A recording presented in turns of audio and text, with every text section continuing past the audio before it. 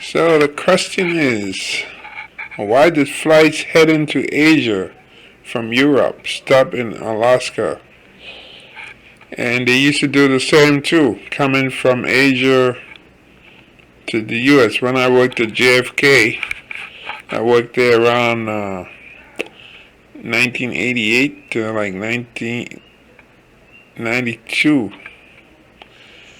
And back in those days, carriers such as Northwest Orient, the brown airplane, Korean, Japan Airlines, let's see, I think United, coming in from the Far East.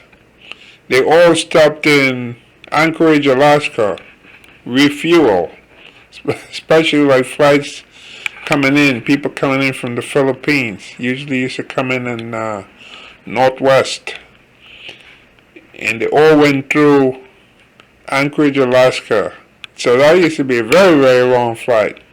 I think like over 22 hours or something. So, this question here, why did flights heading to Asia from Europe stop in Alaska? And there's China Airlines right there. China Airlines, I think that's Taiwan, right? And China Air, I believe, is the Republic. There once was a time when flights between Europe and Asia refueled in Anchorage, Alaska. In fact, this took place so frequently that the city took on the nickname Crossroads of the World, like Times Square, taking place during the Cold War or up until the late 1980s. Let's look at why this stopover practice was necessary and how global politics and international relations marked a sudden significant change for Anchorage Airport. It's interesting to look at all newspaper articles covering the changing aviation situation in the late 1980s, referencing a UPI article from 1988 and a CS Monitor piece from 1991.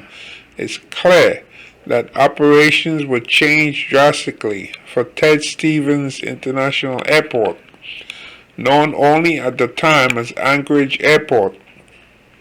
Those covering the story at the time certainly looked at the situation as the end of an era.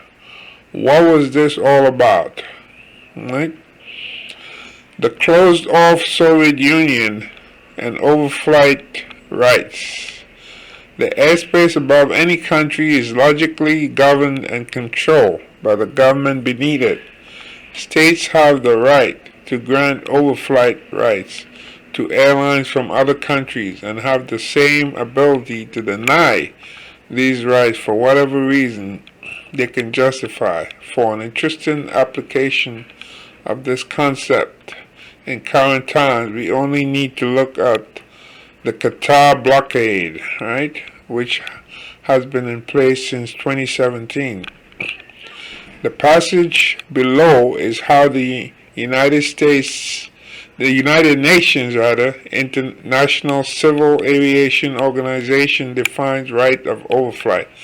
An overflight right or right of overflight is the right or privilege granted to a state of flying across the territory of the state making the grant without landing on a schedule or other than scheduled international air service. The International Air Services Transit Agreement identifies the related term of first freedom of the air, the right or privilege in respect of scheduled international air services granted by the state to another state or states to fly across its territory without landing, also known as the first freedom right.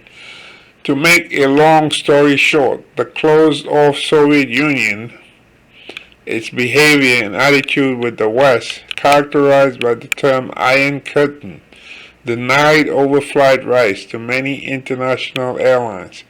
One of the most common outcomes of this policy was that travel between Europe and Asia could not access the Siberian corridor, flying over the Soviet Union, Russia today.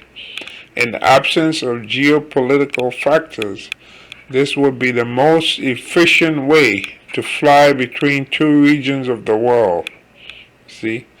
And the short right here, NRT would be Narita, ANC would be Anchorage in Alaska, CDG would be Charles de Gaulle Airport in Paris, France.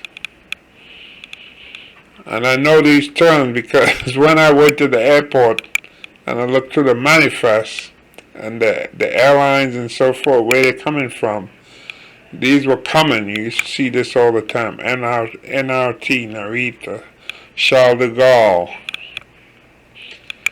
And Paris also has another airport named Roissy. Two international airports in Paris, which is interesting. New York City has one, and the domestic one is LaGuardia. So with the range of many aircrafts at the time, a refueling stop would have been required somewhere in the Soviet Union, but it would still have been more efficient than going through Anchorage. See? So by then, those airplanes, even if it could have gone through the Soviet Union, they didn't have that range back in those days. Flying around the Iron Curtain. With the USSR airspace closed to many airlines, a workaround had to be developed to connect Europe and Asia. The solution? Anchorage Airport in Alaska. The second most efficient way to fly between Europe and Asia was to fly a polar route, right, north of Soviet airspace. For all passengers aircraft at the time, going north and around the airspace meant that a fuel stop was necessary to go the distance. Therefore, Anchorage was the airport chosen by most carriers to perform this technical stop along the way. Anchorage Airport may really only be here because we are a big gas station. Robert Poe, Alaska Deputy Commissioner of Transportation, 1988. The 1988 article by UPI stated at the time that Anchorage had made the most of a geographical position that attracts international flights. Far out of proportion to its size, a city of less than 250,000 built on the edge of the Alaska wilderness. Interestingly, it was noted that one carrier, Finnair, flew the polar route between Europe and Alaska without refueling in Alaska or flying over the Soviet Union. Instead, a DC-10 flies down the Bering Strait between Alaska and Siberia using an extra fuel tank. The fall of Anchorage, Glasnost. In the mid to late 80s, that Soviet Union president at the time, Mikhail Gorbachev, began a period known as Glasnost. Most agree that this Russian word can best be interpreted in English as openness, commonly associated with freedom of speech and increased transparency with the outside world and citizens of the USSR. So, this is going back over about 33 years ago, 34 years ago. And look at what we have in Russia now, There's no openness. There's no real freedom of speech. Forget about freedom of the press, If you mention the word war, you can go to jail for probably 10 years in prison if you say what's going on in Ukraine. So, it's really sad that, reading this article here, what seemed like a step forward for Russia and openness, now they seem to be going back in the dark ages and becoming isolated from the rest of the world. So, going ahead with this. One aviation-related outcome of Glasnost was the opening of Soviet airspace. This allowed some planes to take shortcuts over Siberia. This is all happening sooner than we expected because of Gorbachev and Glasnost. The future looks even more bleak. If we look at the latest Japan Airlines 5-year plan, which projects that by 1991, JAL's passenger flights through Anchorage will decrease, right, from the current 17 round-trip flights per week to 4. Gina Marie Lindsay, Development Manager for Anchorage International Airport. And there's a picture there of Gorbachev. He died just a few weeks ago. The fall of Anchorage long-range jets. Glasnost and the ultimate decline of the Soviet Union was just one of two reasons Anchorage is no longer the big gas station it once was. The other reason was the development of long-range aircraft that could go the distance between Europe and East Asia.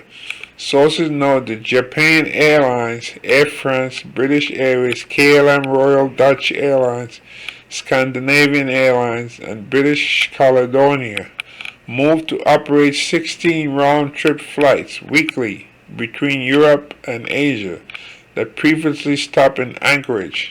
Instead of the stopover, the aircraft fly over Siberia or refuel in Moscow. You see British Airways there. Sources note that during a forum sponsored by the Anchorage Chamber of Commerce, the Alaska Deputy Commissioner of Transportation pointed to a large blow-up picture of Boeing's long-range 747-400 and said, "Here's the culprit. Anchorage Airport is still alive." The opening of Soviet and subsequently Russian airspace combined with longer-range aircraft was a massive blow to Anchorage Airport and the revenue that it could generate. In the late 80s, it was noted that each round-trip flight Anchorage loses equated to a direct loss of $79,748 in fees, taxes, fuel, duty-free shopping, concession, and catering losses. However, the life of Anchorage Airport, now Ted Stevens International, isn't over. The airport has been able to survive as a central cargo hub for transportation operations. You can read more about that in another simple flying article. In fact, the airport is hoping to attract more passengers in the future. Well, good luck to that. Trying to attract more passengers in the future. Let's see who will travel there.